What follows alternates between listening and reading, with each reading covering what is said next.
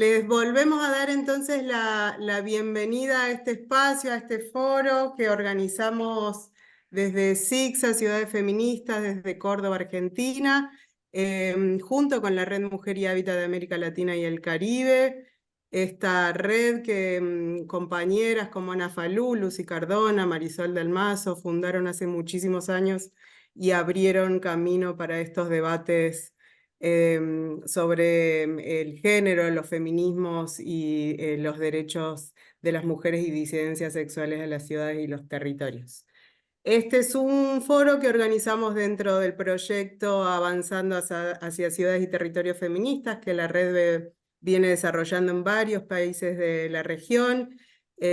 Algunas compañeras de las que están acá seguramente forman parte de los espacios de formación o las escuelas de liderazgo que algunas organizaciones vienen desarrollando, y la propuesta es mantener los debates en estos contextos complejos que nos ponen muchos desafíos para seguir avanzando en este campo y poder encontrarnos, intercambiar, conocer cómo estamos pensando y cómo estamos haciendo en otros países, siempre enriquece y nos permite hacer más fuerte el trabajo que venimos realizando. Así que sin más, le damos inicio, le invitamos a Maite Rodríguez Blandón como coordinadora actual de la Red Mujer y Hábitat a darnos la bienvenida, y arrancamos. Tenemos un montón de compañeras con reflexiones y trabajos muy valiosos que se sumaron a compartir con nosotras hoy. Maite.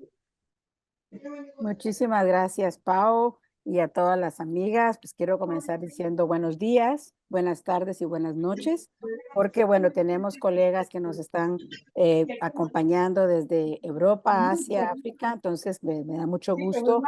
Sí, como dijo Pau, actualmente estoy coordinando regionalmente la Red Mujer y Hábitat de América Latina y Caribe. So welcome to all of our great friends, colleagues, and sisters that we are working on this land and territories and housing and all these processes on the right to the city. Me gusta mucho decir que estos temas que nosotras estamos relevando y haciendo posible, por ejemplo, decir que agradecemos a nuestras distinguidas panelistas del día de hoy, expertas en el tema de acceso a las mujeres y a la vivienda, y por supuesto a los derechos a la vivienda, como nos estarán contando en un momentito. Y decir que el tema de la vivienda, probablemente todas vivimos el tema del confinamiento, el espacio en el cual nos daba seguridad estar en una pandemia como fue el COVID-19.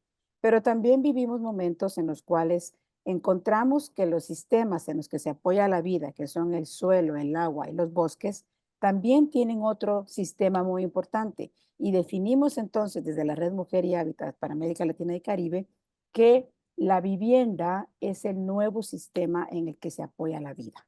Realmente la autora Vandana Shiva nos mostró los tres primeros sistemas que les hablaba, pero luego todo el trabajo y toda la necesidad y todo lo que se crea en una vivienda productiva, como hemos estado viendo, entonces es diferente. Ahora pensar en la vivienda no era como antes, como nada más decir la vivienda digna. Estamos planteando una vivienda productiva que también dé respuesta a sistemas alimentarios en las ciudades, que dé respuesta a cuidados en las ciudades, con todos los temas que la Red Mujer y Hábitat está avanzando en estos momentos. Queremos también decir que durante la pandemia inauguramos esta serie de foros regionales de parte de la Red Mujer y Hábitat y trabajamos diversos temas relacionados a la respuesta ante el COVID-19 que hicieron nuestras organizaciones en ese momento, el tema también de un foro dirigido a la protección de medios de vida y la economía afectada durante este proceso. Las políticas públicas y la cooperación también fue tema de otro de los foros regionales.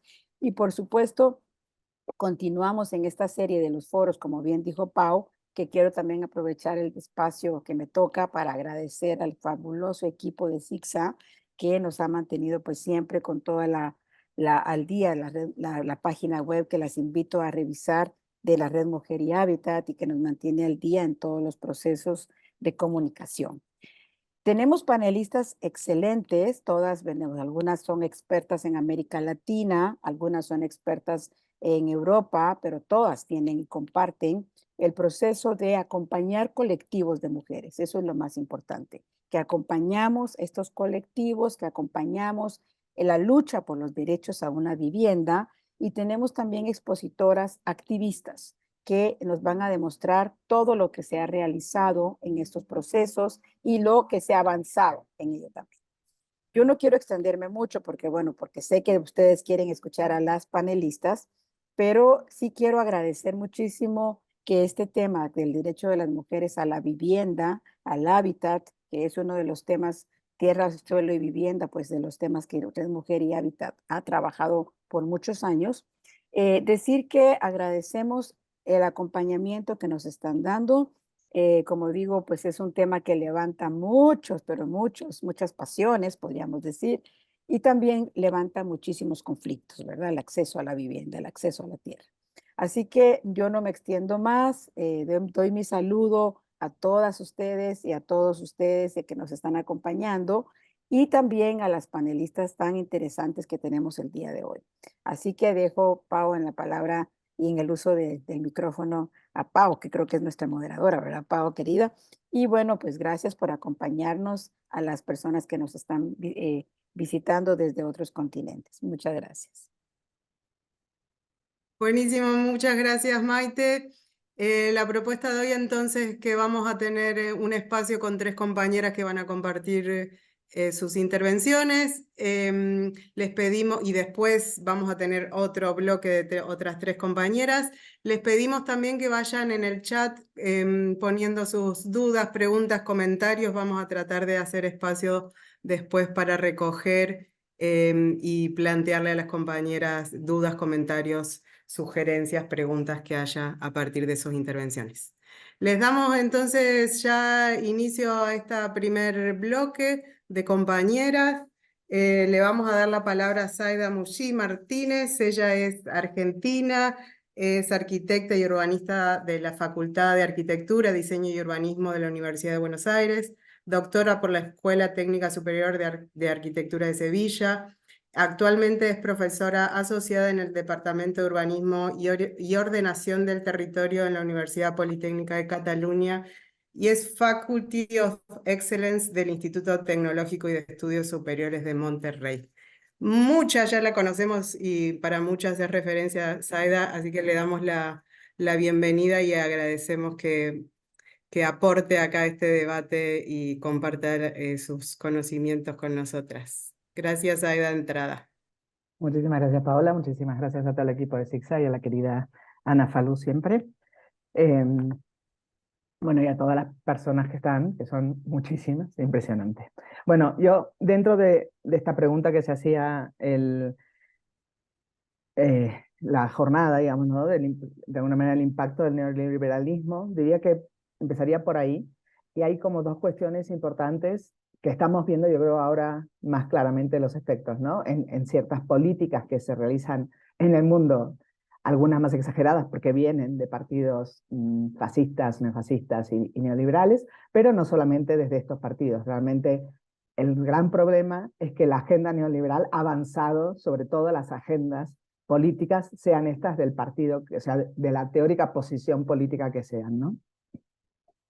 Entonces yo diría que una de las agendas neoliberales es la descomposición de la ciudad entendida como pueblo, barrio, como el espacio de convivencia y de encuentro de diversidades, tanto sociales, económicas, evidentemente de género, ¿no? Y creo que esto lo hemos visto muy claramente en todo el continente que conozco más, América Latina, con la aparición, ¿no? de esta fragmentación social en el territorio, con barrios cerrados, una autoexclusión y por otro lado los barrios populares de las personas que no tienen otra manera de acceder a la ciudad que construir su propia ciudad, ¿no? Entonces, pero esa descomposición de la ciudad yo creo que no es gratuita porque realmente lo que hace es no permitir la generación de un conocimiento colectivo, de unas redes colectivas, interclases, intergénero, todas las diversidades, y lo vemos en el efecto de esta grieta, ¿no? Como se dice en Argentina, pero que la vemos también, esta grieta en todos los países, ¿no? Entonces,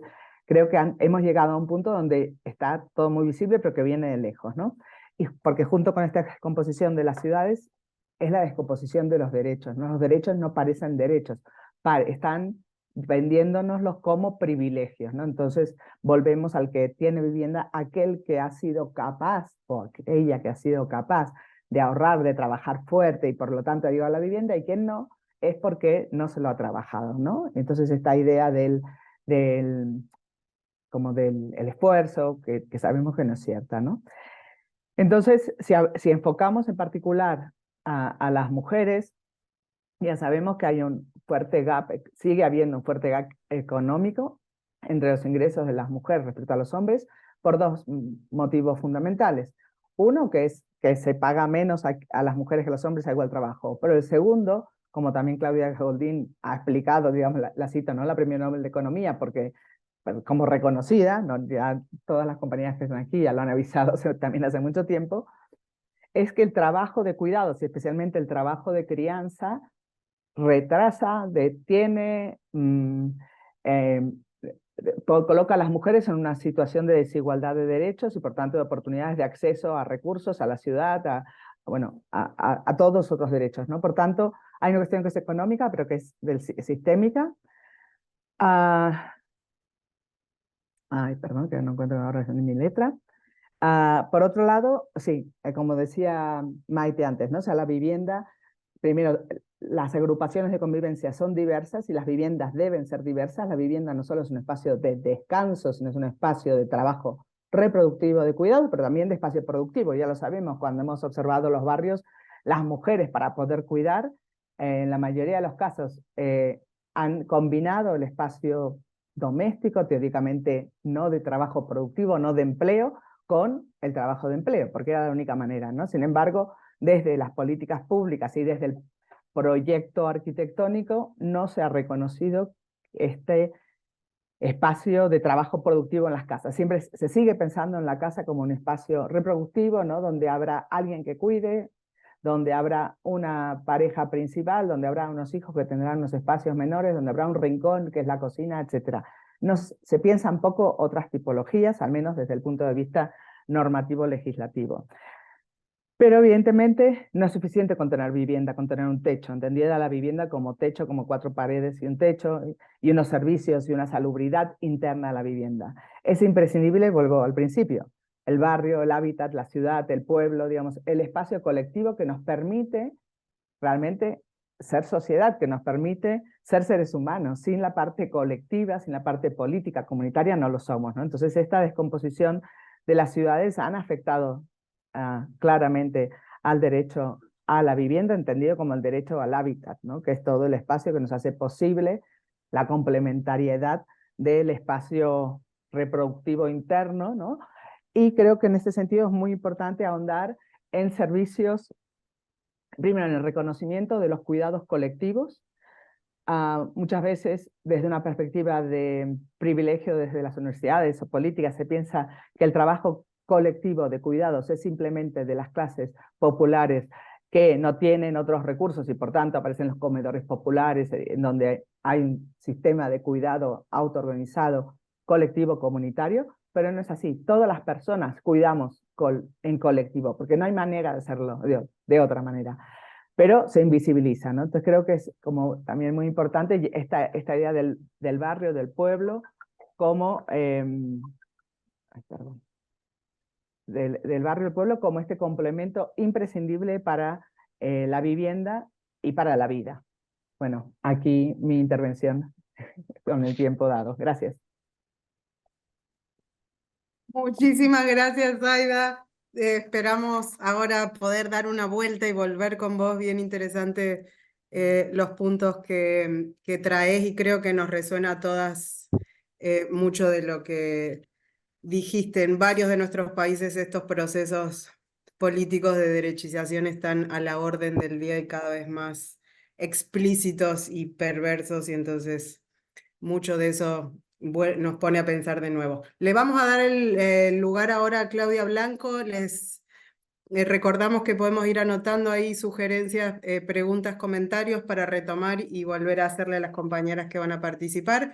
Claudia Blanco es también arquitecta, máster en desarrollo local, ha coordinado la ejecución de diferentes tipos de proyectos urbanos y rurales, así como la reconstrucción post-desastres y mejoramiento de barrios.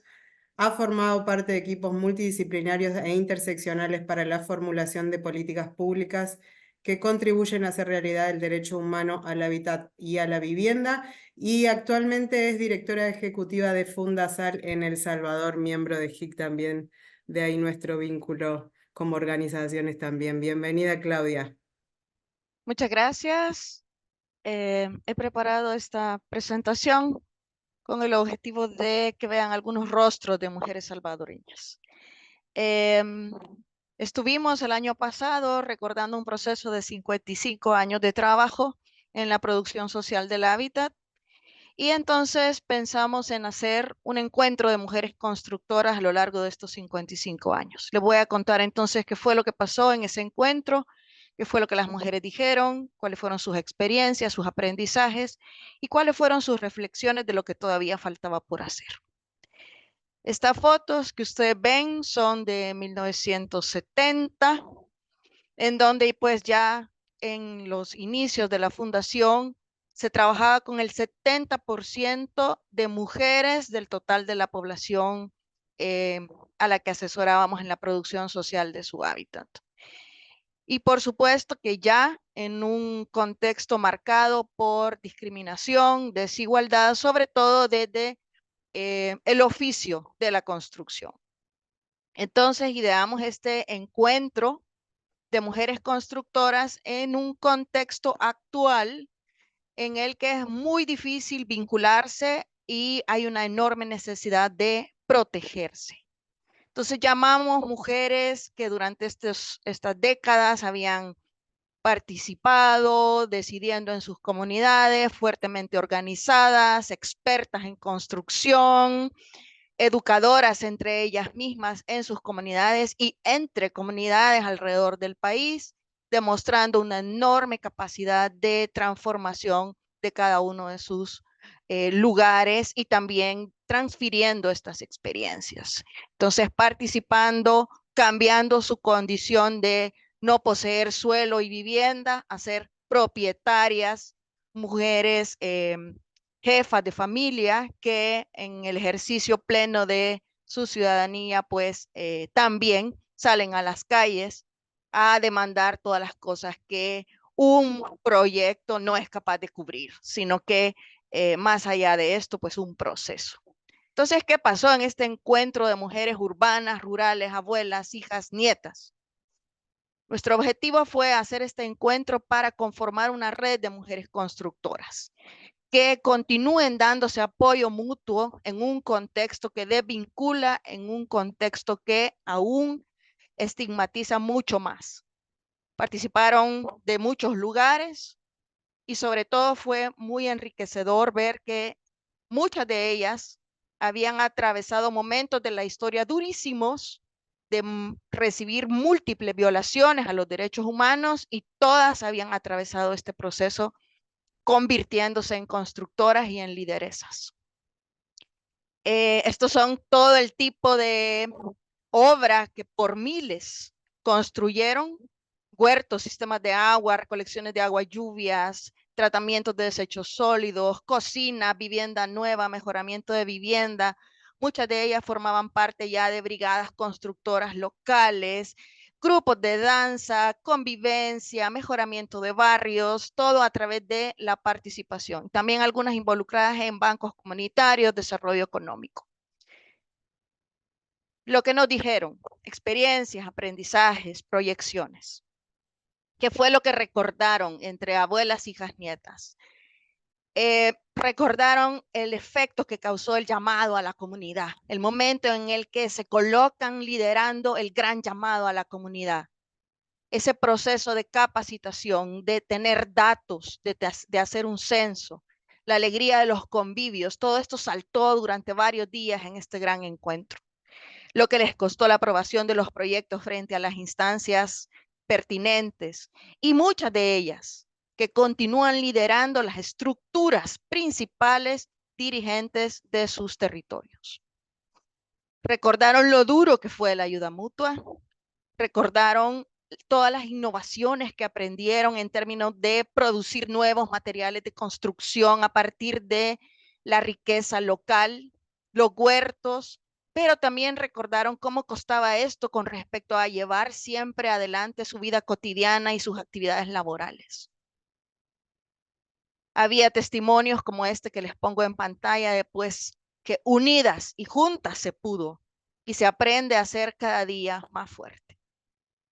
Siguen participando en la ejecución de otros proyectos que ya no tienen nada que ver con Fundasal, sino que son sus propios procesos. Nada se detuvo después de un proyecto, no se detuvo.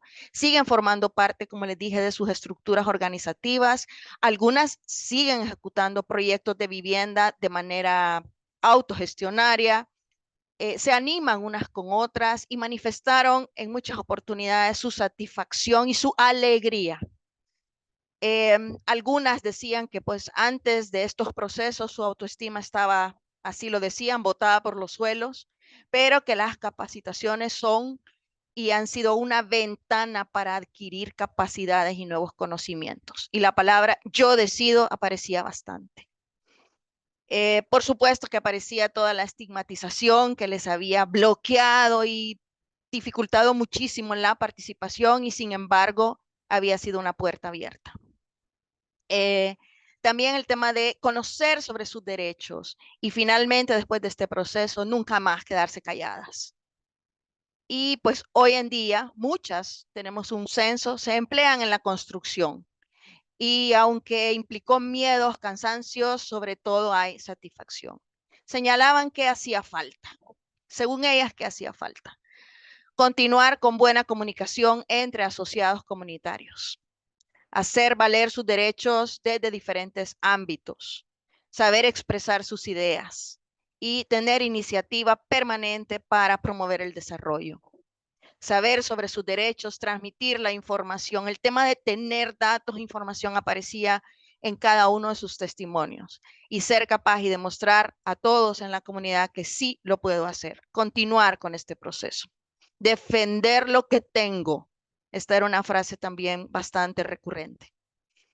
Trabajar y ser independientes. O sea, falta para ellas todos los mecanismos de ser independientes, sobre todo de manera económica. Tener voz y voto en las decisiones, continuar con tener conocimientos en áreas desconocidas y aprender y enseñar en un ciclo permanente, aprender y enseñar. Entonces señalaban pues continuar, la necesidad de continuar en su formación de derechos humanos para poder empoderar a más mujeres y que más mujeres se vieran realmente involucradas en todas las figuras organizativas. Incrementar las transformaciones a partir de la ayuda mutua, que es la producción social del hábitat, sus medios de vida, el acceso a suelo y vivienda y una interrelación nacional en la búsqueda de la justicia social. Esto era algo que abrazaron con enorme entusiasmo, que fue la posibilidad de encontrarse intergeneracionalmente, pero también a nivel de direcciones del territorio nacional. Decían que era necesario juntar la memoria de las comunidades transformadas por mujeres, en donde queda evidencia de que la participación de las mujeres ha sido el pilar fundamental. Gracias.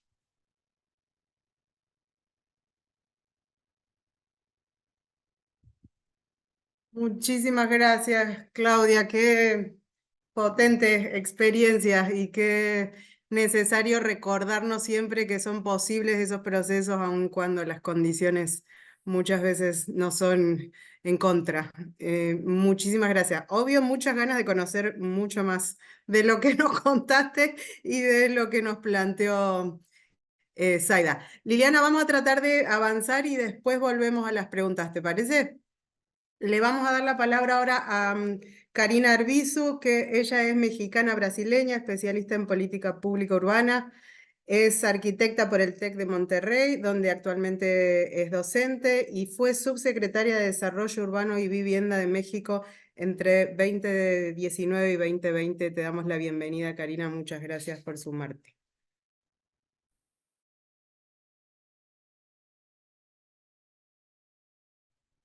Muchas gracias. Estoy aquí tratando de compartir la pantalla. Creo que ya la ven. A ver. La vemos, Sí, sí. la vemos. Pero ahora lo que yo no veo es cómo proyectarla en como, Arriba, listo, como presentación. Ah, bueno. presentación, ya quedó. Perfecto, ahí está Bueno, Bárbara. sí, muchas gracias. Primero agradecerles, estoy muy feliz de estar hoy aquí con ustedes. Muchas gracias, Paola, por contactarme y feliz de estar en este espacio con Ana, con Zaida y con todas las colegas, con Grasa, con Claudia. Y yo les voy a contar la experiencia de México. Antes de iniciar, quería nada más decirles que yo me confundí con el horario, entonces voy a poder estar hasta 1 hora y luego puedo regresar media hora después. Solo tengo algo que en el medio de media hora, pero es por el uso horario que me confundí un poco con los temas. Entonces, yo les quiero compartir la experiencia desde México, desde cómo diseñamos en su momento la política nacional de vivienda y cómo eso se lleva a la realidad en una implementación de un proyecto concreto. Y me gusta mucho que me haya tocado tanto después de Zaida como de Claudia, porque va a dar pauta a primero entender cuáles fueron los efectos de la política neoliberal en México. Y solamente para que se den una idea, en 2018 en México habían 650,000 viviendas abandonadas. Esto es más o menos como si una ciudad de 1,5 millones de habitantes, 1,200,000 habitantes, estuviera completamente abandonada y vacía. Pero no solamente abandonada, sino también vandalizada. ¿Y esto por qué fue? Porque la idea detrás era un proyecto neoliberal de poder construir muchas viviendas. Se veía como un motor económico la construcción de la vivienda y estas se hicieron en las periferias de muchas de las ciudades, pero a muchos kilómetros de los centros de trabajo. Entonces, vemos una gran concentración en el norte, que también estuvo vinculada a que muchas personas, pero también muchas mujeres empezaron a acceder a estos créditos porque trabajaban en las maquilas, en empleos formales y muchas de estas viviendas se daban únicamente tenían acceso a los créditos las personas que trabajaban en el sector formal. Como saben, en México y en América Latina eso es muy reducido. Entonces, el enfoque era producir vivienda y en realidad mucho lo que necesitaba era mejorar la vivienda y mejorar la vivienda desde la producción social de la vivienda, desde la producción social del hábitat, porque lo que más había es rezago habitacional y es lo que sigue habiendo. Entonces, no era necesariamente construir vivienda nueva, sino dentro del rezago habitacional era el mejoramiento de la vivienda lo que se requería. Y esto pues, claramente necesita también un enfoque de derechos. Y en México ya tenemos 41 años. El año pasado fue cuando la Constitución mexicana se pone la vivienda como un derecho humano, es el derecho a la vivienda digna y ahora está todo un proceso para poder renombrarlo hacia la vivienda adecuada, pero me encanta que también se piense en la vivienda productiva, porque eso es lo que tenemos que estar pensando. Entonces, desde el 2018 hasta la fecha, ¿cómo ha ido la evolución de ese cambio de pensamiento de la vivienda, no solamente como un producto, sino realmente como este sostén de vida? Entonces, el Programa Nacional de Vivienda tiene estos elementos de la vivienda adecuada que ya todas conocemos seguramente, que tiene mucho que ver con el tema de la ubicación, de la adecuación cultural, de que sea asequible también y de que esté pensada para la diversidad de todas las personas y también las personas con diversos cuerpos. Y yo he estado principalmente en el sector público, entonces siempre es esta contraparte que es difícil porque sabemos las limitaciones que tiene, sabemos también que existe pues muchos proyectos y de pronto también mucha burocracia, pero el enfoque que nosotros nosotros tuvimos en ese momento era poder, uno, centrarnos en los hogares más vulnerables, en las personas que desde el gobierno debía de atenderse, el sector privado podía tener su rol pero pensando tal vez en las personas que puedan tener otro tipo de acceso, pero desde el gobierno centrarnos en las personas más vulnerables, poder atender y facilitar la construcción, el financiamiento para la vivienda a la mayor cantidad de hogares posibles y también pensar en esta ubicación. Entonces, se propone esto, un enfoque de derechos humanos, priorizar la producción social del hábitat y también atender a la población que no está en empleos formales, enfocarnos en la región del país en donde había más rezago y pensar cómo alinear también esto con programas estratégicos. Entonces, estos son los lineamientos y quiero yo explicarles un caso muy concreto que me tocó personalmente liderar, que fue la reubicación de familias por que vivían en el derecho de vía y había que sustituir estas vías. Muchas de estas familias, como ustedes pueden ver en las fotos, eran familias que vivían en hogares que les habían sido dados como una prestación porque eran trabajadoras del sistema de ferrocarriles nacionales, pero también en el proyecto neoliberal todo se privatizó y pues había que reubicar a muchas de estas familias por el cambio de tecnología. Un tema muy importante es que las soluciones a lo largo de la vida tienen que ser locales y desarrolladas con las comunidades. Y quiero contarles de la protagonista de esta historia, que es Blanca. Entonces, en Pichoyal, Campeche, vivían 16 familias y en la construcción del tren, la mentalidad a veces de los compañeros ingenieros era algo muy pragmático, de poder tal vez de dar dinero en sustitución para que las familias pudieran ser ubicadas ellas mismas.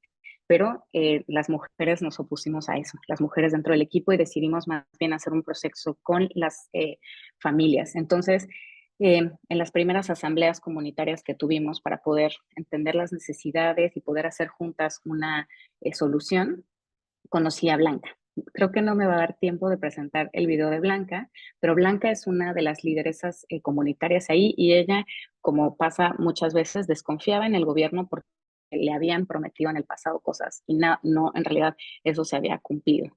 Y una de sus preocupaciones era justamente poder ver la conclusión de su vivienda. Blanca es madre de 4 niños que ustedes pueden ver en la pantalla, y durante todo el proceso tuvimos, pues mi equipo y yo, una relación muy cercana, no solamente con la comunidad de Pichoyal, sino con todas las comunidades, en un proceso en donde las familias también se involucraron de manera directa, y sobre todo las mujeres, en la supervisión de la obra de sus viviendas, y las personas que al final quedaron con los títulos y, digamos, tuvieron el subsidio de vivienda fueron mujeres. Y esta es Blanca el día que su casa le fue entregada. Son viviendas de 72 metros cuadrados con adecuación cultural, porque en Campeche las familias duermen, las personas duermen principalmente en hamacas.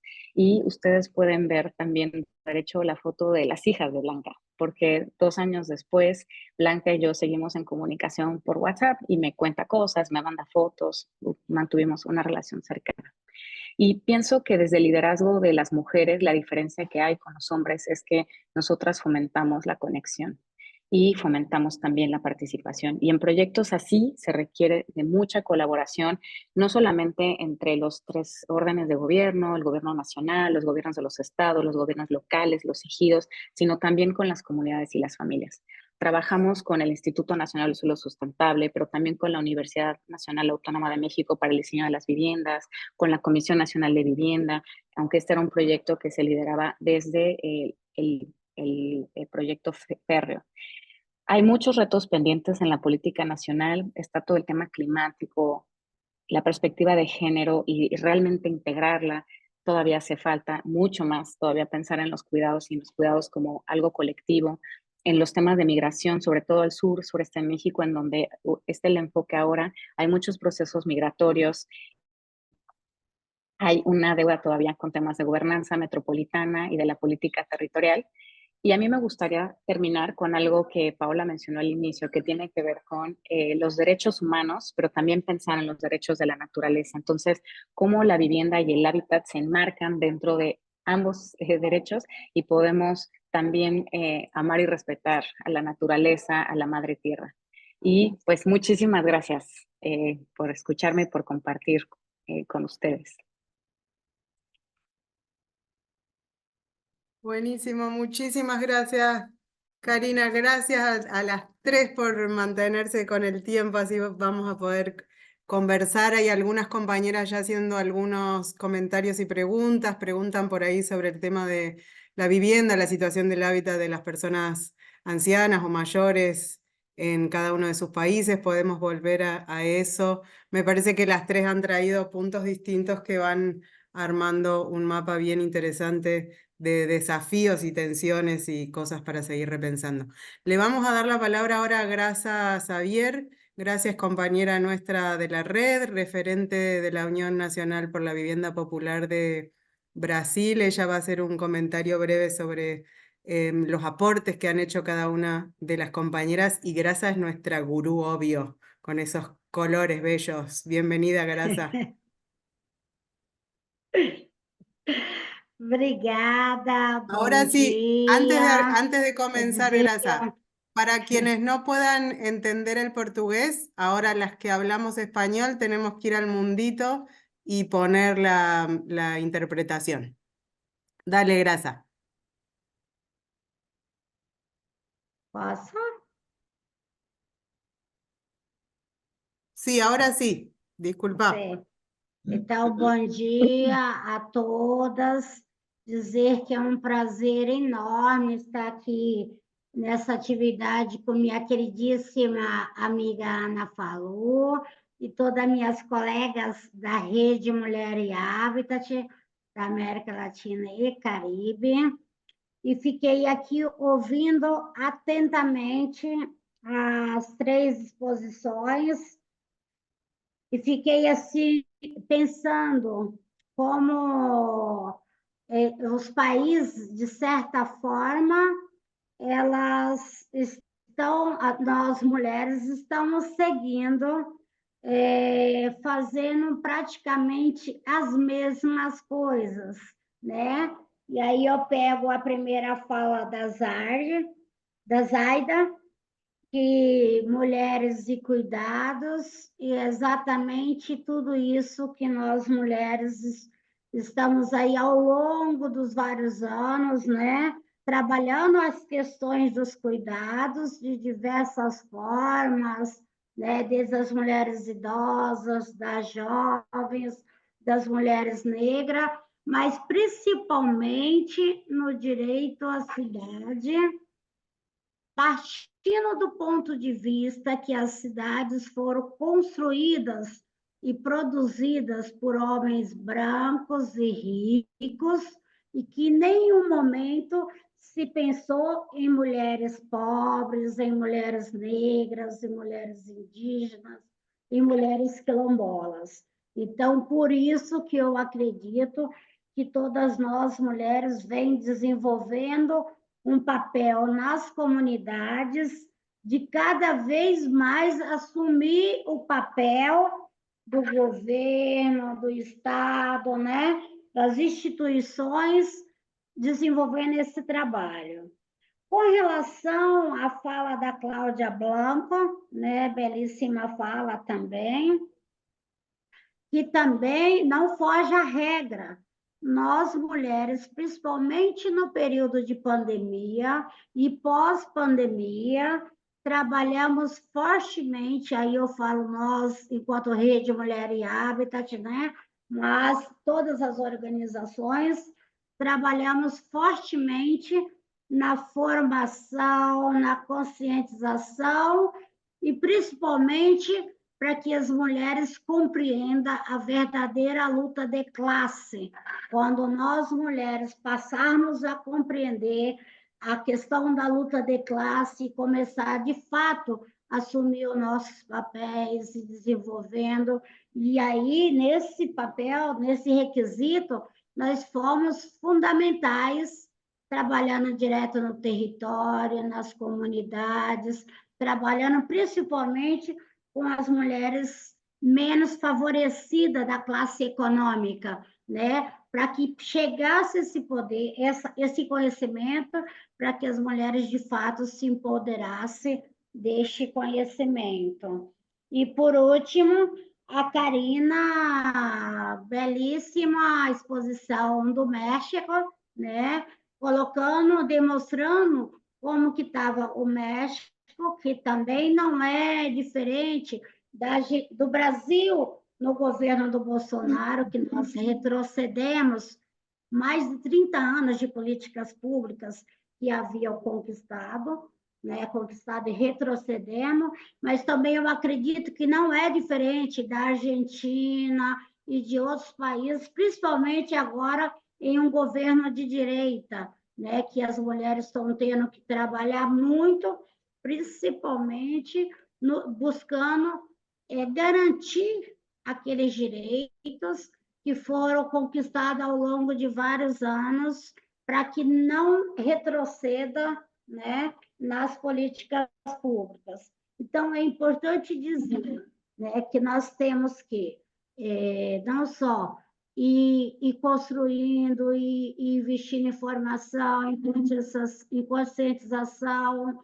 em fazer, levar essa formação para a base, para que as mulheres, de fato, compreendam essa luta de classe e comecem de verdade a trabalhar e conscientizar as mulheres, principalmente quando se trata de processo de eleições municipais, eleições estaduais, eleições para presidente, porque é nesse momento que nós temos, inclusive, de pensar em como eleger pessoas que nos representam de fato, para quando chegar nesse espaço de poder, não retroagir, não ter todo esse processo de regressão. Mas, mais que isso, né? É importante a gente trabalhando nessa questão do direito à cidade, na produção de leis para que garanta a moradia digna, independentemente da sigla partidária, que consiga garantir a moradia digna que rege os tratados e convenções de direitos humanos, mas também as suas constituições federais, nacionais, de cada país. Então, é importante que nós, mulheres, possamos fazer tudo isso para poder conseguir garantir o acesso das mulheres às políticas públicas, ao Senado, ao processo legislativo, executivo e judiciário, né? Que é isso que nós pretendemos, enquanto mulheres, garantir que todas as mulheres tenham acesso, né, aos espaços de poder, mas que, de fato, possa trabalhar e manter, né, todo esse processo, garantindo aí o direito à cidade, à mobilidade urbana, à educação, à saúde e, principalmente, à moradia. E, para encerrar a minha fala, a moradia é a porta de entrada para todos os outros direitos. É isso e muito obrigada. Gracias, Grasa, querida, siempre. Me parecía raro que no lo hayas dicho todavía. Tan importante recordarlo siempre.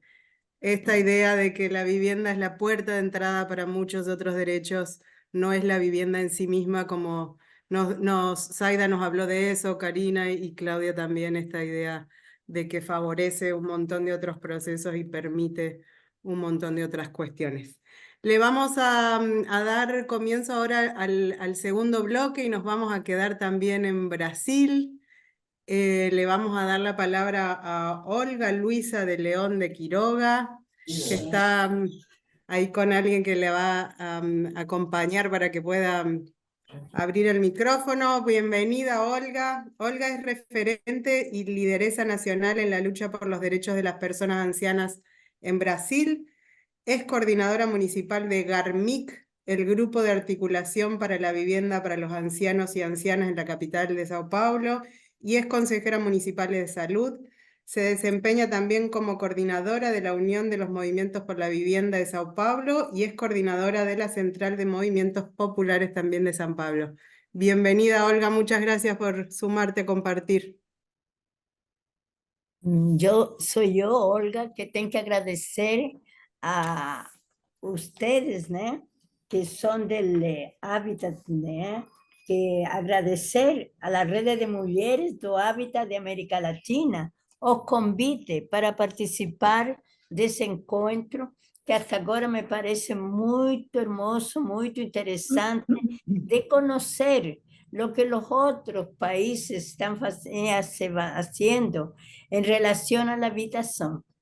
Nós aqui no Brasil, a gente tem diversas formas de conseguir nossa habitação, né?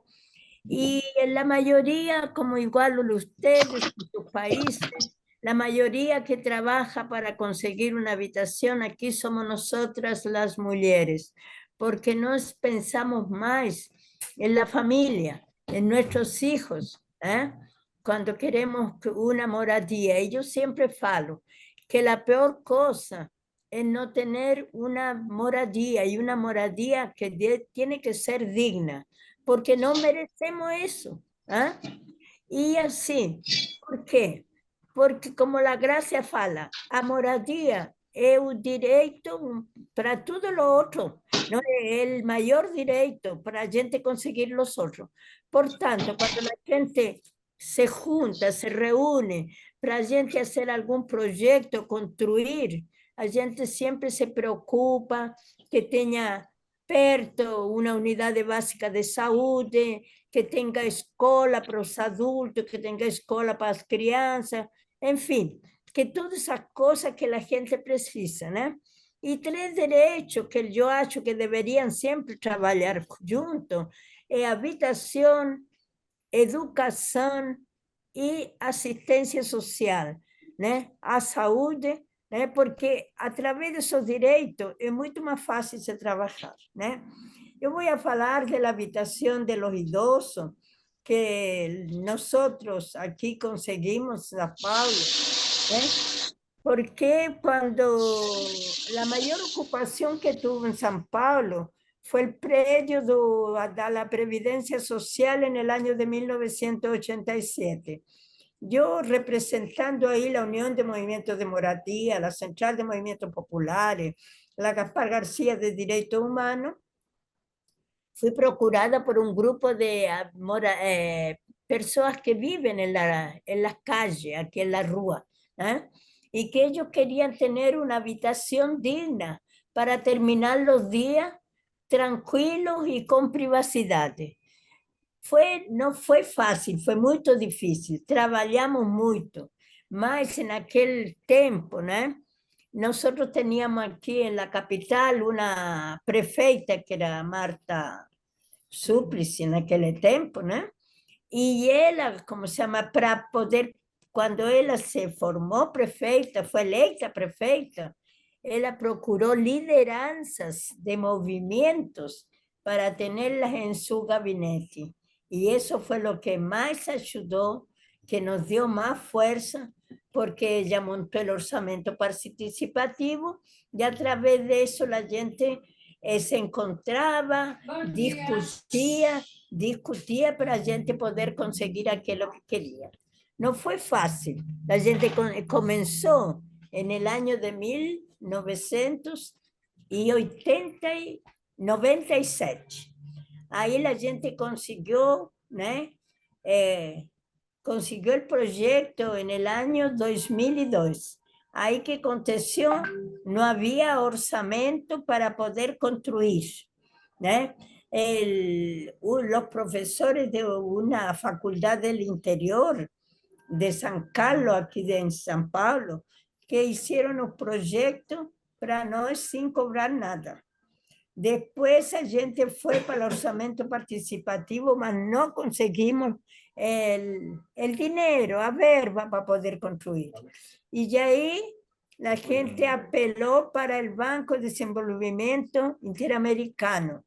Fueron ellos que construyeron el proyecto de la Vila dos Idosos que existe hoy en París, que son 145 unidades, son kitchenetes, né? Tem 90 kitchenetes para pessoas solteiras e as outras 55 são para pessoas casadas, né? E estava tudo indo muito bem, só que o governo, né, dá isso para organizações sociais administrar. E não dá certo, né? Porque não se tem aquele cuidado que a pessoa, ela idosa, né? Y como en otros lugares se dice el adulto mayor, no es bien cuidado, no se tiene aquel amor por aquella persona que es más idosa, ¿no? Entonces ahí tenemos una dificultad. Hoy en día el proyecto está en el París, ¿no? Que es una región perto del centro de la ciudad, ¿no? Hoy en día la gente tiene ya 46 apartamentos desocupados, la gente hace la lista, leva para el gobierno, leva para los secretarios, aquí el secretario de habitación muda con mucha facilidad, porque cuando la gente va y cobra, ellos fingen que no entienden para no poder dar la respuesta, ¿no? Entonces, eso ahí que nos está afligiendo. Y hoy ainda, hoy yo me quedé sabiendo que los van a poner, van a leiloar los apartamentos. Entonces, ¿de qué adelantó nuestro trabajo? De todo lo que nosotros hicimos, todo lo que nosotros luchamos por conseguir aquello. ¿Qué va a hacer el gobierno? Leiloar. Y eso para mí, yo estoy aquí haciendo una denuncia, ¿eh? y yo acho que eso no pode acontecer, porque a gente trabalha para ajudar a pessoa idosa e, como se diz vulgarmente, estão cortando nossa raça, nos deixando, mais bem dicho, a la maioria do idoso que existe muito em São Paulo, 2.300.000, que a maioria está sem habitação. Muito obrigado por me escuchar e espero que tenham entendido meu apelo. Obrigado. Muchísimas gracias, Olga. También muchas ganas de conocer un poco más de esa experiencia y de su lucha y de tan importante lo que decís de la necesidad de pensar y cuidar y trabajar para que todas y todos y todes tengamos una vejez digna y tengamos donde vivir y el acceso a todos los derechos que nos corresponden. Hay algo, compañeras, que siguen poniendo algunas dudas, comentarios en el chat. Está buenísimo, ahí las vamos a recoger. Así que porfa sigan haciéndolo para retomarlas al final. Le vamos a dar la palabra ahora a Javiera Páez Estrada. Ella viene de Chile, está en Chile, es arquitecta, es estudiante de la maestría en gestión y desarrollo habitacional en la UNC. Tiene experiencia en docencia, investigación y planificación urbana y trabajo también con colectividades territoriales. Las investigaciones y los proyectos en los que ha participado tienen que ver con la historia de la arquitectura y el urbanismo, la planificación y diseño urbano con perspectiva de género y la generación de trabajo en red entre organizaciones de mujeres. Bienvenida, Javiera. Un gusto que estés compartiendo. Hola a todas y todos. Para mí es un gustazo, un placer.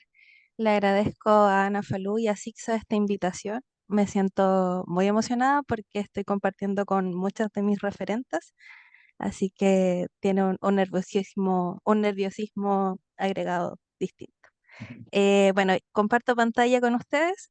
Voy a hablarles un poco sobre lo que está haciendo el desarrollo de mi tesis de maestría, que se titula La disputa por la vivienda y la ciudad digna. Es un estudio urbano feminista en torno al derecho a la ciudad, con un caso de estudio que es de acá de mi zona donde yo vivo, que es el Comité Última Esperanza, en Villa Futuro, Chihuayante. Esto está ubicado en la región del Biobío, en Chile, al sur de Santiago. Y bueno, para empezar, esto es un poco un collage que yo me gusta mucho mostrarlo, donde un poco nos habla de todo lo que es esta disputa, ¿cierto? Son, son bloques desarrollados en la época de los 90, ¿cierto? Con estas mismas políticas, ¿cierto? De creación de vivienda que se instalaron en Chile desde la dictadura en adelante, donde como problema de investigación yo les vengo a contar un poco que recoge los acontecimientos ocurridos desde el año 2010 a la actualidad en este sector, ¿cierto? Llamado Villa Futuro, donde una catástrofe natural, el terremoto, produjo la expulsión forzada de las y los habitantes del sector, personas propietarias de estos bloques de vivienda, por las violencias sistémicas, ¿cierto?, que tienen que ver con el despojo y la erradicación de las y los vecinos. Esto porque más adelante les voy a contar que tiene que ver, ¿cierto?, con estas políticas y los inversores. Las comunidades, ¿cierto?, disputan la forma en que quieren vivir y producir la ciudad en un contexto de neoliberalismo urbano, asentado en la estructura político-cultural del país, de acá en Chile, ¿cierto? Y esto se analiza desde la perspectiva de la organización de mujeres en los comités de vivienda, que acá en Chile, ¿cierto?, son las organizaciones sociales que llevan los procesos de producción social del hábitat. Y aquí yo me acerqué a este comité de vivienda que tenemos amistades y relaciones acá del territorio. Entonces yo me planteé con ellas el qué hacemos para poder visibilizar, ¿cierto? Para poder aportar, ser un aporte desde la academia para lo que ellas están luchando. Entonces llegamos a un acuerdo de que lo que yo iba a hacer era visibilizar la historia de las mujeres y las pobladores de Villa Futuro, ¿cierto? Frente a estas décadas de segregación, de estigmatización y de expulsión de su territorio. Porque este comité son jóvenes entre 30 a 40 años, hijas de las personas propietarias de los bloques de la época de los 90, que se vieron, ¿cierto?, con la situación, con sus distintas situaciones personales, a tomarse estos bloques deshabitados. Entonces, la disputa por la tierra y la defensa del lugar que les es propio, porque ellas fueron nacidas y criadas en ese lugar, frente a la especulación inmobiliaria, viene a mostrar el valor del paisaje para los inversores, ¿cierto? La encrucijada en que queda el Estado y cómo se cruza, ¿cierto?, con esta experiencia de las pobladoras, la experiencia encarnada. Entonces nos preguntábamos cómo desde las prácticas de este comité, ¿cierto?, la práctica, la política, la estrategia que ellas han tenido para lograr cosas, que han logrado muchas cosas en el avance de obtener su vivienda, tiene cierta directa relación con las teorías feministas sobre la vida cotidiana y la segregación social del hábitat, y con el afán de cierto de cómo podemos cambiar las políticas urbanas. Y voy a la siguiente. Entonces acá un poco yo les quiero plantear las preguntas, ¿cierto? O las cosas que hemos ido evidenciando desde la teoría y desde un poco la recopilación, ¿cierto?, de las prácticas de ellas, que serían estos temas centrales, ¿cierto? Como la toma de terreno, la lucha por la ciudad y la vivienda digna, y cómo se cruzan tres grandes ideas, ¿cierto?, que tienen que ver con el neoliberalismo urbano, la disputa territorial y el urbanismo feminista. Entonces, cómo estas cosas se van cruzando y haciendo un mapa, que es donde estoy ahí en la nebulosa de seguir entendiendo, ¿cierto?, este conflicto, en donde entendemos que el neoliberalismo, ¿cierto?, es como un individualismo competitivo, que habla Brenner un poco de ello, y cómo esto, el mercado inmobiliario, ¿cierto?, es el que lo toma, porque acá en Chile, ¿cierto?, hay una liberalización del mercado, donde el mercado se regula solo. Entonces, en relación a la obtención de suelo para vivienda, ahí hay un gran conflicto actualmente. Entonces, las disputas territoriales. Estos bienes comunes territorializados, como nos dice Patrice Mellet, que yo lo he llevado un poco a lo que son los servicios ecosistémicos, ¿cierto? A entender que las dinámicas de lo común, que la vida cotidiana, que lo que preservamos las mujeres, tiene que ver con nuestros territorios, con el acceso a ellos. Y cómo se ha vuelto un bien, ¿cierto?, de disputa el paisaje. Y este territorio, como no les he mostrado imágenes de él como a grosso modo, está al borde de un río, tenemos cerro, tenemos mucho paisaje que tiene valor para tanto para nosotros y nosotras como habitantes, como para el mercado inmobiliario, ¿cierto?, para la inversión. Entonces, por eso, por un lado tenemos eso, y por el otro lado tenemos, ¿cierto?, las dinámicas de lo común, que nos habla Raquel Gutiérrez, ¿cierto?, de ello, y cómo eso lo podemos relacionar con la vida cotidiana y la organización entre mujeres, ¿cierto? Y cómo eso nos lleva a distintas prácticas que igual se han comentado acá, como que tienen que ver con el trabajo comunitario, que tienen que ver con la contención y el apoyo entre mujeres. Y también yo revaloro mucho en las prácticas, porque ellas sin estas prácticas como de acción en el territorio no habrían podido avanzar lo que han avanzado. Entonces, como reflexiones, la experiencia y el conocimiento, ¿cierto?, de las pobladoras y pobladores sobre los territorios como un elemento de relevancia para la política, ¿cierto?, para la política participativa, donde debemos apuntar hacia la participación permanente y a la escucha atenta, a la escucha real sobre el conocimiento que tienen las comunidades, ¿cierto?, para la gestión y la política. Y cómo la relación entre las mujeres y las comunidades con sus territorios, cómo dejar de invalidar, ¿cierto?, las vivencias. Creo que eso es algo que acá se da mucho, que es como, en este caso en específico, el quitarlas de su lugar, de donde ellas han proyectado toda su vida, es violento. Y cómo podemos revertir ese tipo de situaciones, ¿cierto? Y ellas lo han hecho, lo han revertido a punta de acciones políticas, ¿cierto? Como ir a la gobernación y exponer sus puntos de vista, enfrentarse. Entonces también validar un poco la rabia y validar un poco, ¿cierto?, las vivencias desde ese enojo como con el sistema neoliberal, ¿cierto?, que viene también a despojarnos un poco de, como puse acá, la felicidad, un poco, ¿cierto? De cómo la ciudad y la producción no debería velar por la felicidad de sus habitantes. Y muchas gracias. Y sacó. Gracias, Javiera. Qué importante hacernos esas preguntas también e insistir en que hay algunas cuestiones que las tenemos que traer porque eso, son expulsadas de los debates y de las políticas, de las acciones muchas veces, sobre todo de muchas políticas públicas. Le vamos a dar lugar ahora a Silvia Manueli, ella va a cerrar la segunda bloque de compañeras panelistas para después darle lugar a Ana y a los comentarios y preguntas. Silvia Emanueli es colega, es amiga, es licenciada en Derecho por la Universidad Statale de Milán. Es además maestra en estudios latinoamericanos por la Universidad Nacional Autónoma de México y desde 2003 trabaja en HIC, en la Coalición Internacional para el Hábitat, específicamente en la Oficina para América Latina, con sede en Ciudad de México, de la cual actualmente es coordinadora. Gracias otra vez, Silvia, por estar acá, sumarte y compartir con nosotras.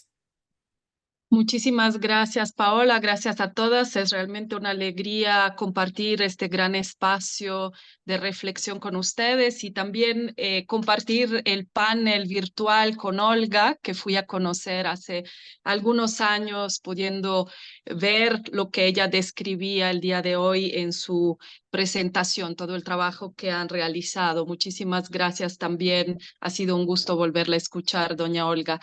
Bueno, quería en mi presentación llevarlas a reflexionar sobre otro tema que es el tema de la renta, el tema inquilinario en relación con las mujeres. Yo hablo desde México, pero haré algunas reflexiones que tienen que ver también con América Latina, obviamente siendo parte de una red que trabaja en varios países, pero les quiero decir que en general la situación en la región de Argentina, que tiene un movimiento inquilinario, que tiene una historia en relación con las reflexiones sobre renta, es un poco diferente y excepcional en relación con otros lugares por varias cuestiones históricas también. Entonces, en el caso de México, como de muchísimos otros países, en la actualidad desafortunadamente no contamos con un movimiento inquilinario, pero tenemos razones para preocuparnos de lo que está sucediendo en relación con también el acceso a la vivienda a través del alquiler. Sí quisiera recordar de todas maneras que en 1922 México tuvo un grandísimo movimiento inquilinario que podríamos decir fue el movimiento más importante de la postrevolución, liderado por mujeres. Fue empezado en el puerto de Veracruz por trabajadores sexuales que se oponían a los altos precios de la vivienda y también a las malas condiciones, y entre ellas tuvieron una líder muy visible que se llamó María Luisa Marín. Fue ella la promotora de la creación del Sindicato Revolucionario de Inquilinos y dirigente de agrupaciones de mujeres anarquistas que finalmente dieron vida a este movimiento que se extendió por todo México con una gran huelga inquilinaria.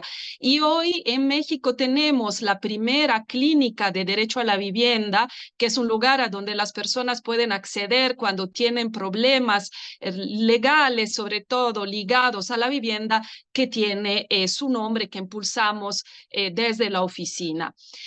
Gracias a esa gran lucha, en el caso mexicano, 14 estados de la República se dotaron en este entonces de una legislación inquilinaria, pero yo diría como efecto también del neoliberalismo, justamente con el tiempo estas legislaciones fueron desapareciendo y hoy tenemos nada más poquitos artículos en los códigos civiles que reglamentan esta relación. Eso basado en la idea, como ustedes saben que el tema inquilinario tiene que tratarse solo a partir de la libertad contractual, y nuestra lucha, por otro lado, como la lucha de muchos otros colegas de todas las regiones, es hoy que el Estado reconozca que el acceso a la vivienda a través de la renta también es una responsabilidad estatal. No se trata solo de dejarla, por lo tanto, en manos de los privados.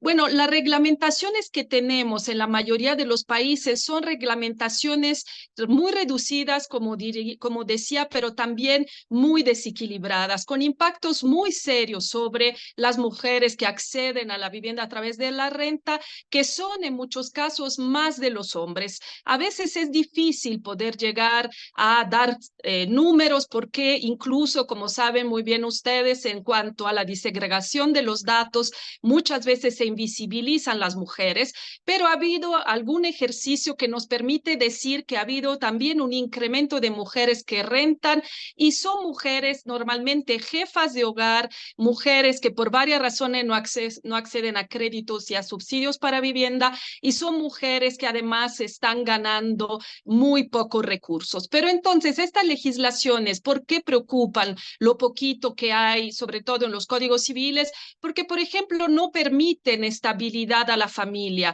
o a la persona que está viviendo en renta, de la renta. ¿Por qué? Por ejemplo, son contratos, los de renta, normalmente únicamente de 1 año, con requerimientos muy complicados de cumplirse por parte de dueños y dueñas, y con incrementos anuales que pueden ser muy por arriba del incremento salarial. En México hablamos de un 10% de incremento al año que es posible que tengan los contratos.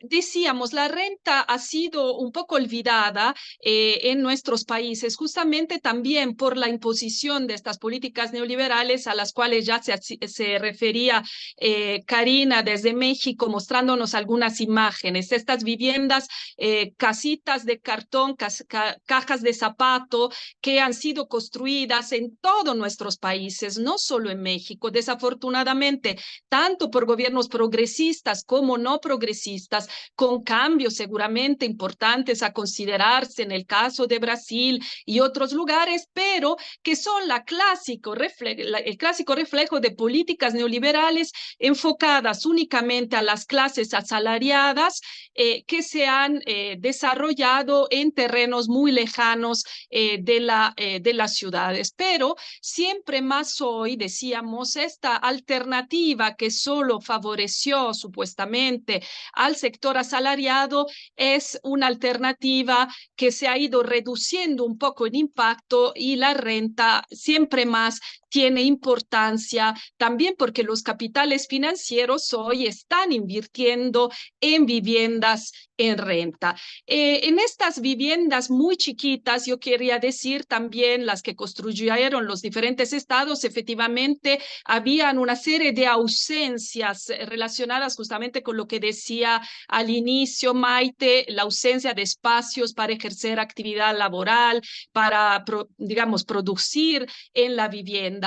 Pero como sabemos, muchas otras personas que no podrían acceder a estas viviendas siempre han seguido satisfaciendo su necesidad a través de los que ya mencionaba Graça, son los procesos de producción social del hábitat. Yo no voy a profundizar sobre esto, pero les invito a conocer nuestro texto coordinado con Ana Falú y titulado Feminismo en Altavoz, que justamente relata múltiples experiencias lideradas por mujeres en América Latina sobre diferentes temáticas relacionadas con la vivienda y el urbanismo feminista. Bueno, regresando al tema de la renta, efectivamente tenemos en general un aumento de la presencia de las mujeres en el mercado laboral, pero como bien saben ustedes, no hay una disminución significativa en los trabajos de cuidados, en los tiempos que dedican a los cuidados. Y en general las mujeres han tenido dificultad a acceder a los subsidios y créditos de la vivienda que puedan efectivamente permitirles una vivienda en propiedad. Y es por esto que se están dirigiendo siempre más, además de la producción social del hábitat, también al tema de la renta. Pero el problema es que también el país, por cuestiones relacionadas directamente con la mercantilización de la vivienda, está viviendo una crisis muy importante de asequibilidad. Los salarios que estamos percibiendo con la brecha salarial que las mujeres siempre han tenido en relación con los varones, pues no son suficientes para poder acceder a una vivienda. Si pensamos a datos de México, que son muy similares en otros países, en los últimos 16 años hemos tenido un incremento en los precios de la vivienda del 48%, versus a veces incluso decrementos salariales. Hoy en México se ha hecho un esfuerzo importante para incrementar el salario mínimo, lo que ha beneficiado a las mujeres, pero en general tenemos a muchas mujeres jefas de hogar con salarios que perciben salarios muy bajos, que llegan a pagar hasta el 44% de su salario en renta, justamente porque hay este desequilibrio tan grande entre precios y salarios que tienen que ver el tema de la crisis, de la asequibilidad, que es más grande que nunca probablemente, que con diferencias, pero nos acerca también a la realidad europea, a la realidad de Estados Unidos y de otros lugares. La crisis de la asequibilidad es una crisis que sobre todo tiene que ver con las mujeres, con la dificultad de las mujeres que están ganando casi no digo la mitad de México, pero casi de los salarios, pues son las que más sufren esta problemática. Otra problemática muy relevante, además de la problemática que buscaba subrayar en los contratos, ¿no? La dificultad frente a contratos que dan poca estabilidad, la dificultad relacionada con la asequibilidad, con salarios, decíamos, que sean suficientes para asumir los pagos de la vivienda. También las mujeres, en el caso de la renta, ya voy cerrando. No, además de cerrando, es que estás yendo tan rápido que las compañeras que están haciendo perdona. la interpretación, pero sí, para que vaya cerrando. Perdona, pero voy más lento. Tiene razón. Gracias. Gracias. Otro tema es el tema de la discriminación en el acceso a la vivienda en renta, porque estamos asistiendo a una serie digamos, una serie de acciones, de definiciones por parte de los propietarios en ausencia de una legislación garantista en materia de alquileres que impactan en las mujeres. Hay muchos propietarios y propietarias que, por ejemplo, no quieren niños en las viviendas. Hay muchos que no quieren dar una vivienda en renta a mujeres que no están en el mercado formal, y las mujeres además son las que tienen la mayoría de las relaciones de renta no amparadas por un contrato, que están en una situación, digamos, de informalidad. A eso hay que sumar otros factores, otros fenómenos más bien que se están viviendo en nuestras ciudades, como el fenómeno de la turistificación, el fenómeno del incremento brutal de alquileres breves, que van a impactar justamente en la reducción de las opciones de alquiler para la población que vive establemente en un determinado lugar, impactando, decíamos, en primer lugar, las mujeres, que son las que han estado accediendo, decíamos, a la renta más que los hombres. Entonces, también este fenómeno multifacético y muy complejo habría que leerlo desde la visión feminista, desde la visión de los impactos diferenciados. Para terminar, decir que a nivel latinoamericano, desafortunadamente, diría que hay pocas legislaciones, con importantes excepciones, pero hay pocas legislaciones y políticas públicas enfocadas al alquiler, con especial interés en las mujeres. En el caso de México, México esperamos que algo cambie en las próximas elecciones, ya que tenemos una candidata que ha hablado de renta asequible para mujeres, que ha hablado de poner los cuidados en el centro, pero en muchos casos esto no es el debate que se está dando. También en México ha habido otro avance que creo que vale la pena resaltar, que es establecer que las mujeres, que son mayoría mujeres, que trabajan en los hogares sean consideradas trabajadoras formales. Esto hace que puedan entonces acceder a su vez a un crédito o un subsidio para la vivienda con mayor facilidad. Y también quisiera comentarles para mostrarles que las cosas están cambiando, también en ese sentido que hay una reforma constitucional en puertas que establece que el Instituto Nacional de los Trabajadores, que es el encargado también de dar acceso a la vivienda a las personas asalariadas, vaya a empezar a volver a construir desde el Estado vivienda, que lo haga en renta también y que permita que personas que acaban de empezar a trabajar con un año nada más de trabajo puedan ya acceder a vivienda en renta que no debería sobrepasar en su costo el 30% del valor de su salario. Esa es una reforma que creo que es relevante para también pensarse en otros países. Claramente deja fuera a quien no es asalariado y deja también otra problemática desde mi punto de vista, que es que el Estado, que está intentando retomar justo el control de la vivienda, incluso en su construcción, está planteando que la vivienda en renta puede en un momento dado ser adquirida, con problemas desde mi punto de vista en relación a cómo eventualmente seguir manteniendo en los años el que es la construcción de vivienda pública, porque no dejamos que la vivienda pública, quede en manos del Estado y no la hagamos entrar otra vez, digamos, en el círculo de la mercantilización. Decíamos, para terminar, no hay movilización social, y así empecé, sobre el tema de los alquileres, pero sí hay movilización de mujeres, por lo menos en México, en contra de los desalojos forzosos, que son movilizaciones relevantes, aun cuando no son mujeres a fuerzas que están rentando, sino son posesionarias. Muchísimas gracias por la oportunidad. Muchas gracias, María Silvia. Bien interesante también lo que aporta todo otro tema que a veces aparece como si fuera paralelo al mismo tema que estamos trabajando, y me parece bien interesante poder discutirlo como parte del acceso y el derecho al acceso a la vivienda. Por eso también la importancia de que puedas compartir tus reflexiones acá sobre este tema. La vamos a invitar a Ana Falú a comentar ahora a partir de las intervenciones de las compañeras. A Ana creo que todas y todos la conocemos. Ella es directora de SIGSA, es miembro del board de HIC, fundadora de la Red Mujer y Hábitat de América Latina y del Caribe, de la Articulación Feminista Marcosur, y pionera, referente para muchas de nosotras, y muy elegante como siempre. Hola, Ana. Hola, mi querida Paola, muchísimas gracias.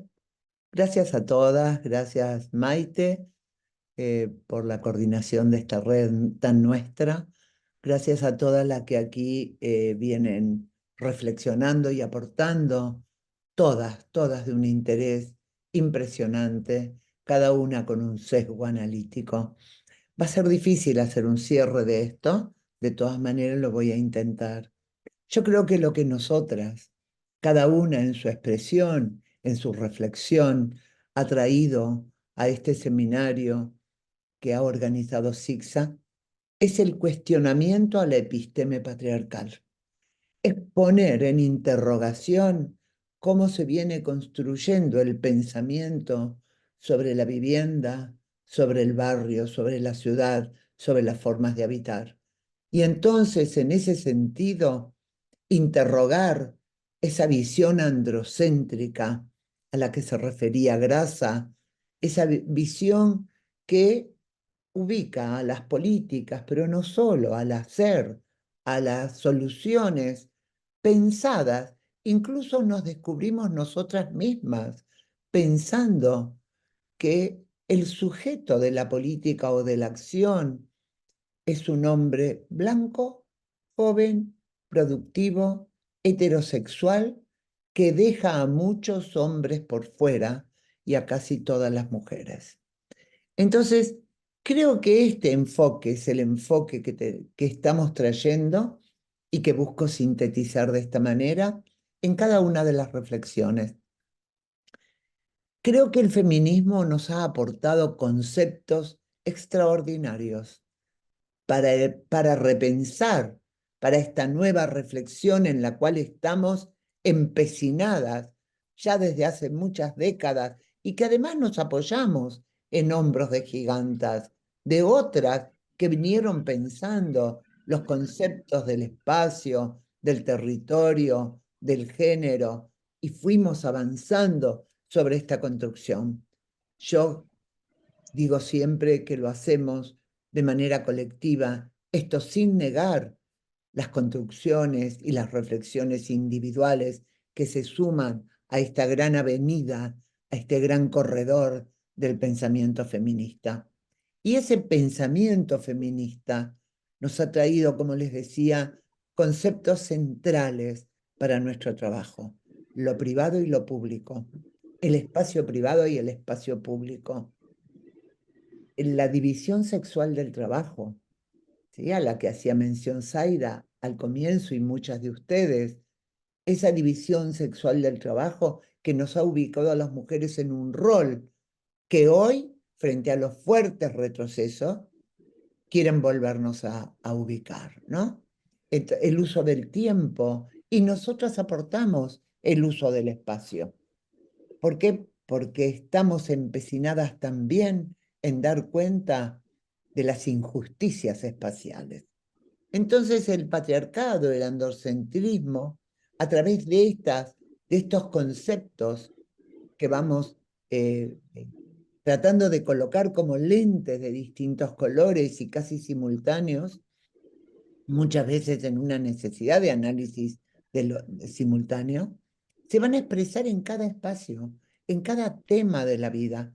Yo diría que en particular en estos territorios en disputa por este neoliberalismo feroz, por el fascismo creciente en nuestra sociedad global, por un racismo que quiere ver en el otro y en la otra diferente una amenaza.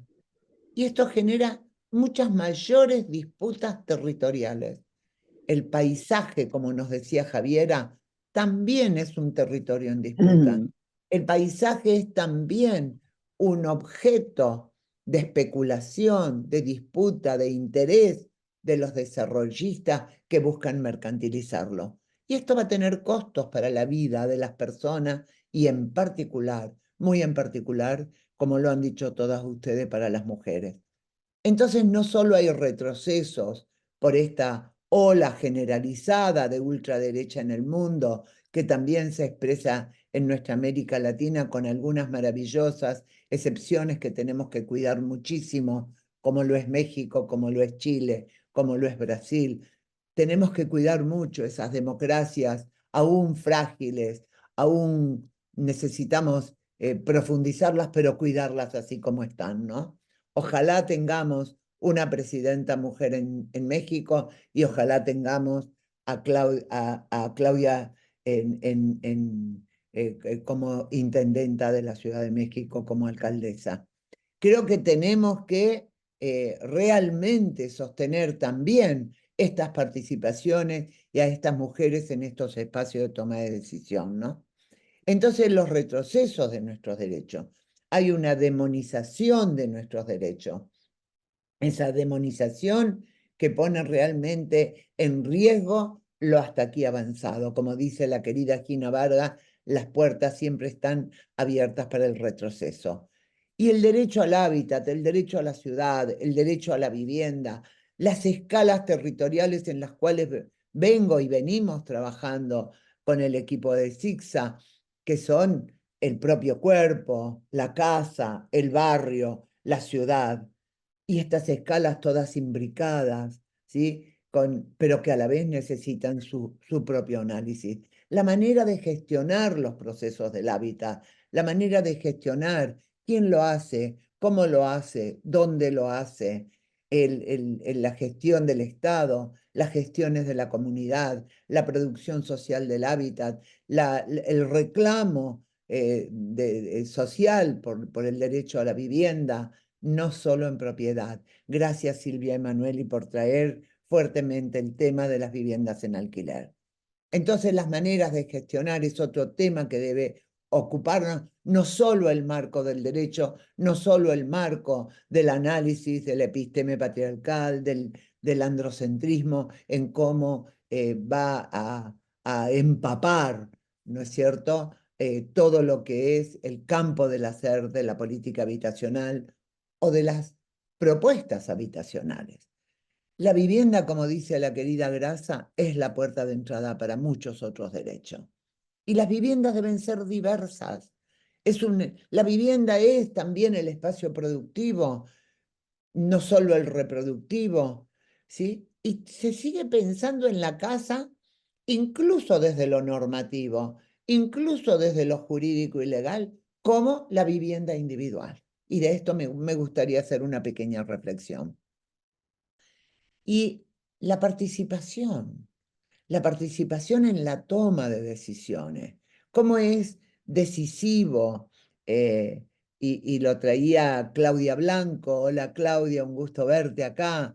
Lo traía Claudia con toda la experiencia de Fundasal, de decir cómo las voces de las mujeres, la participación, pero no solo en la construcción de sus viviendas, sino en la construcción de sus identidades, en el fortalecimiento de sus roles como mujeres, como ciudadanas, no como mujeres subalternas, no como mujeres solo destinadas a las tareas reproductivas. Encontrar que pueden incluso entrar al mercado, como lo hemos propuesto en los manuales para la obra pública, al mercado del trabajo de la obra pública, que es un mercado que genera ingresos y que genera mejores ingresos que los trabajos del mercado informal, que mayoritariamente están nuestras mujeres de América Latina. La organización de las mujeres, la importancia de fortalecer las organizaciones, como lo estamos tratando de hacer desde SICSA en Córdoba, como lo contaba Claudia, como lo contaba Olga con las mujeres viejas en San Pablo, como lo están haciendo las uruguayas, que han conseguido que el municipio aporte y apoye para una acción cooperativa como fue Mujefa cuando la lideró Charna Furman en Uruguay, también una miembro de nuestra red Mujer y Hábitat. Entonces, no solo el Estado, y por eso el punto de la gestión de la política habitacional, no solo el Estado. ¿Qué es el Estado? Karina Arbizu nos planteó claramente desde el inicio de su presentación cómo la política del Estado, de los estados, no solo en América Latina, yo les diría que en todo el mundo del sur, aplicada por las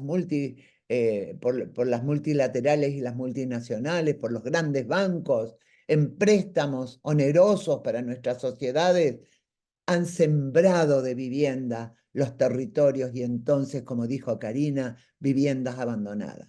650.000 viviendas, nos decía Karina. Imagínense, la mitad de la población de la ciudad de Córdoba, o sea, la mitad de muchos más, porque una vivienda se supone que la debe habitar por lo menos 3, 4 personas. Entonces, el Estado y la política del Estado, absolutamente necesaria. Más Estado presente no solo en la entrega de la vivienda individual, sino en subsidios explícitos, transparentes, en limitaciones a la especulación y todo el tema, enorme tema que nos ha traído Silvia con la cuestión de la vivienda en alquiler, ¿no? Nosotros sabemos, ya hemos aprendido largamente que más de 1/3 de la población no ha logrado insertarse en ningún sistema formal de la economía ni del trabajo. que más de un tercio de la población de nuestra América Latina, hoy en Argentina mucho más, lo dice el Observatorio de Pobreza de la Universidad Católica Argentina, que el 55% de la población está por debajo de la línea de pobreza, entonces no pueden resolver las necesidades de habitación. Y la vida urbana, esta vida en nuestras ciudades, cada vez más fragmentadas, como lo decía Zaida, de injusticias evidentes, de obscenas desigualdades, no está pudiendo tampoco dar respuesta a las necesidades de la vida cotidiana. Y también decir que la mitad del patrimonio de lo que tenemos, como lo decía Claudia López en la última reunión que compartimos en la ciudad de Bogotá, ella decía, la exalcaldesa de la ciudad de Bogotá, decía, pero si más de la mitad de Bogotá ha sido construido por la autogestión, por la gestión de las propias familias que han consolidado los barrios que hoy vemos como barrios que están integrados a las grandes áreas metropolitanas o a las ciudades de nuestra América Latina urbana. Más del 82% viviendo en ciudades. Esto no quiere decir descuidar las poblaciones. Entonces, entender que las operatorias promovidas por las políticas habitacionales de los estados, que plantean algunas, las que son mejores, las que hicieron los gobiernos más progresistas, nos resuelven. Cuando hablamos de la vivienda es un problema complejo, muy complejo. Tenemos que entender que demandamos y necesitamos de múltiples entradas analíticas, de múltiples actores intervinientes, sobre los cuales tenemos que tener análisis, propuestas, articulaciones, porque el abordaje a la vivienda, cuando consideramos la diversidad de la demanda social, más aún, es un tema complejísimo en nuestra sociedad latinoamericana y me animaría a decir en el mundo. Y nosotras queremos que esos programas, tanto los de la producción social del hábitat, como las viviendas en alquiler, como la vivienda que produce el Estado, queremos que rompan la neutralidad del abordaje.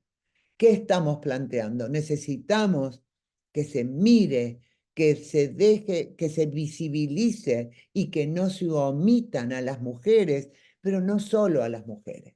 Decir las mujeres es una generalidad que no nos da las sutilezas que demanda también la complejidad del ser mujeres. Las etnias, las razas, las identidades sexuales, las edades, las culturas, el multiculturalismo. Por eso las feministas de América Latina decimos que estas observaciones, estas reflexiones, esta mirada, las necesitamos hacer desde una mirada plural, desde una mirada multicultural, respetuosa de esta rica diversidad que tenemos en la región. Y entonces decirles que el derecho a la vivienda, el derecho a la ciudad, el derecho al hábitat, implica muchísimos abordajes. Voy a mencionar solo 3 para este cierre. La seguridad jurídica. Creo que es la más decisiva. Y la seguridad jurídica no es solo la de la vivienda en propiedad. La seguridad jurídica también es la de la vivienda en alquiler, porque si no, las mujeres y en particular la población trans, travesti, las trabajadoras sexuales, como las que nos mencionó Silvia Emanueli de Veracruz, son las que más sufren la carencia de vivienda, porque además son prisioneras de los mecanismos más perversos para poder resolver sus temas de alojamiento.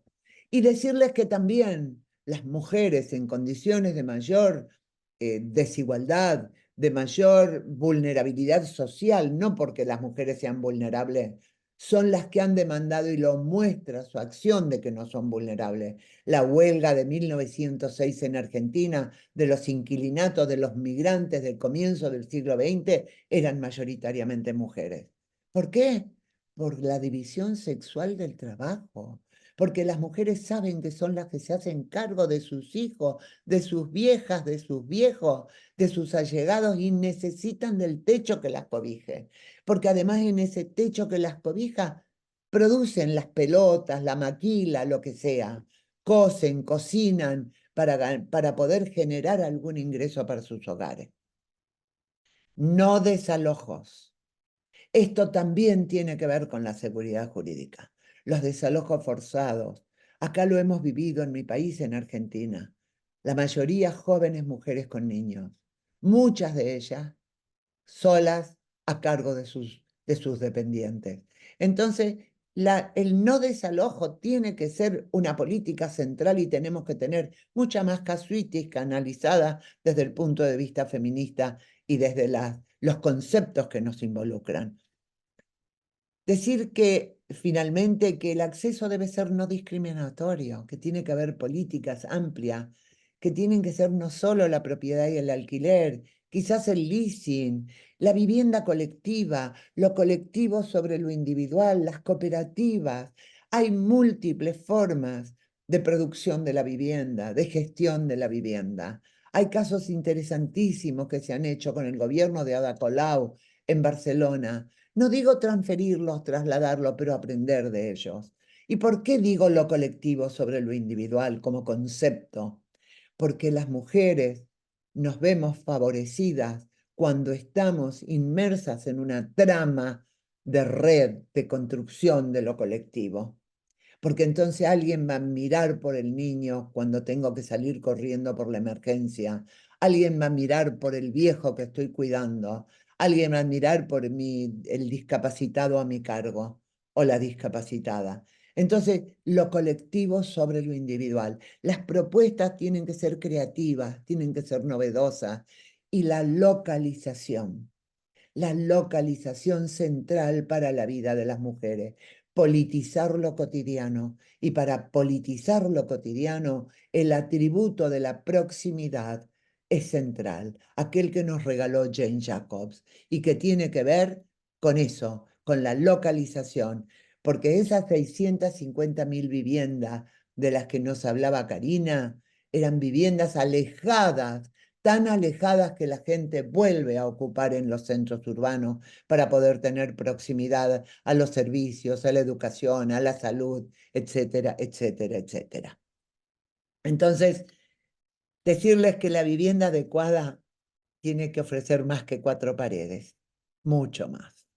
La vivienda adecuada está vinculada a esas escalas analíticas que estamos proponiendo y de las cuales hace rato que vengo hablando, que es el cuerpo, la casa, el barrio, la ciudad, la metrópoli, cada una con su complejidad y con sus indicadores, con sus dimensiones prioritarias de análisis cuando lo hacemos desde el feminismo.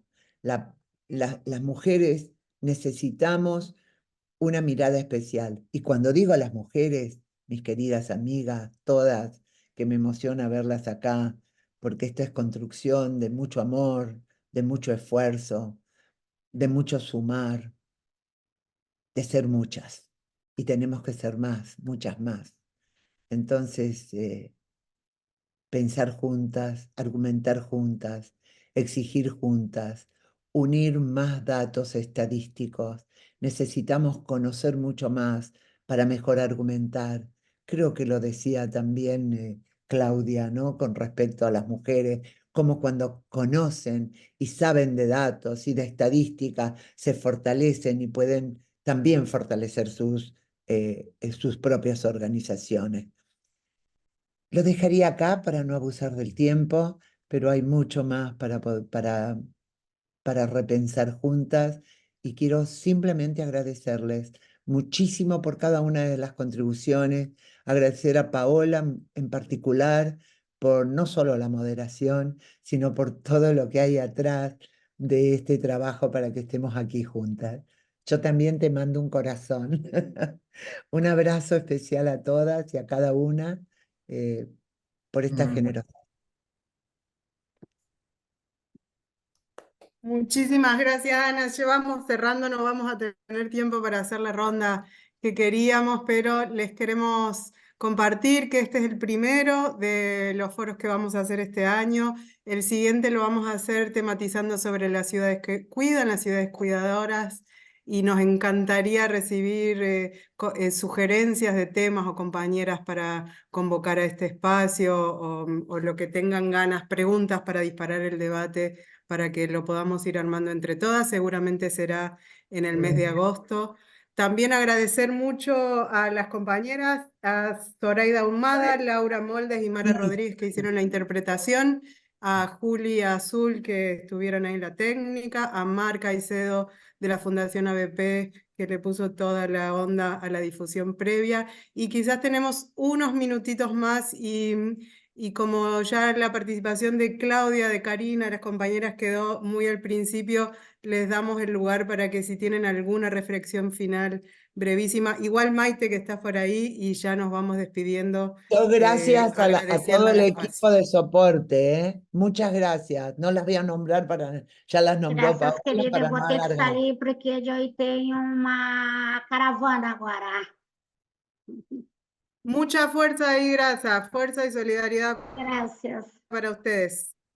Olga, Claudia, ¿alguna quiere decir alguna palabra final antes de irnos? Karina, Javiera, Silvia.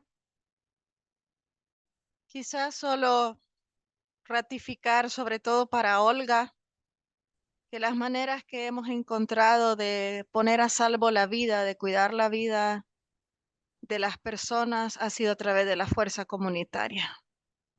No ha venido de otra forma. De cualquier figura organizativa, comités de mujeres, cooperativas de vivienda, asociaciones de desarrollo comunitario, desde los inicios de la Fundasal, el cura Ibáñez que fundó la Fundasal, ideó una forma de poner a salvo la vida a través de la fuerza de la organización. Toda mi solidaridad para usted, Olga. Muchas gracias. Bueno, Pues yo quería solo agradecer las múltiples preguntas y reflexiones, fueron de muy alto nivel, me da pena que no tengamos tiempo. Y pues nada, también compartir que hay que seguir, como todas lo decíamos, discutiendo, cuestionando la propiedad. La propiedad privada es el gran obstáculo también para que podamos mejorar legislaciones en materia de alquiler, pero también que tengamos tantos obstáculos en relación con las cooperativas.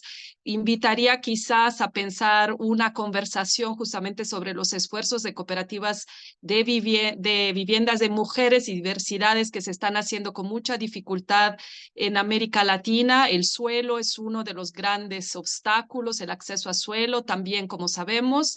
Quizás podamos conversar sobre estos esfuerzos que se están dando y además de los que ya se han logrado, como el ejemplo que mencionaba Ana Falú de Montevideo, quizás puede ser interesante. Acabo de ver un artículo de colegas periodistas que buscaron para el 8 de marzo levantar ese tema de las cooperativas, de las mujeres y de las diversidades en América Latina. Venían muchas, más de las que conocemos. Quizás sea un tema para una próxima reflexión. La discusión de la propiedad privada sigue estando en el centro del debate. Las cooperativas son un gran ejemplo de lo colectivo y de lo que se puede hacer en coordinación, como pues lo mencionaba ya Ana. Muchas gracias por la Buenísimo, muchas invitación. gracias, María Silvia. Karina, y les vamos a invitar a que quien quiera y pueda prendan la cámara y vamos sacando fotos. Las compañeras estaban queriendo ahí tener una foto de quienes estamos presentes, y le damos la palabra a Karina. Muchas gracias. Bueno, yo quisiera hacer una última reflexión con todas, compañeras, y es que pensemos también en los valores desde el inicio, cuando estamos ideando cualquier cosa, y que nos rijamos por amores como el amor, por valores como el amor, como la empatía, como los cuidados, que eso es algo que las mujeres sabemos hacer muy bien, pero que lo llevemos a través de todas las estructuras de nuestros liderazgos, del trabajo comunitario que hagamos. Y a veces suena como algo muy cursi, pero el amor por nuestras compañeras, el amor por la naturaleza, el amor y el respeto, y desde un lugar de empatía poder construir ciudades que nos cuiden, poder construir territorios que sostengan la vida. Y me encantó lo que siempre dice Ana, que trabajemos en redes como lo hemos hecho las mujeres, apoyándonos a nosotras mismas, pero desde el amor, desde los cuidados y desde la empatía. Gracias, Bueno, agradecer de nuevo. Muchísimas gracias a todas las compañeras que se sumaron. Fuimos un montón. Va a estar la grabación de este foro en el canal de YouTube. Juli, va a estar disponible la grabación por si se lo quieren compartir a alguien. Reiteramos la invitación a mandarnos sugerencias o preguntas disparadoras para el próximo foro. Están muchas compañeras que están haciendo los espacios de formación de la Fundación ABP de Colombia, de la Fundación Guatemala de Guatemala, están las compañeras de la Colectiva Feminista para el Desarrollo Local de El Salvador, no sé si hay gente de la Corporación Sur, todas las organizaciones que formamos parte de este proyecto que tiene apoyo del Fondo de Mujeres del Sur y que venimos trabajando este año y este foro es parte de esa iniciativa. Así que nada, gracias por prender las cámaras que sacamos ahí fotitos y nada, nos vemos la próxima. Un gran abrazo y gracias a todas por estar acá.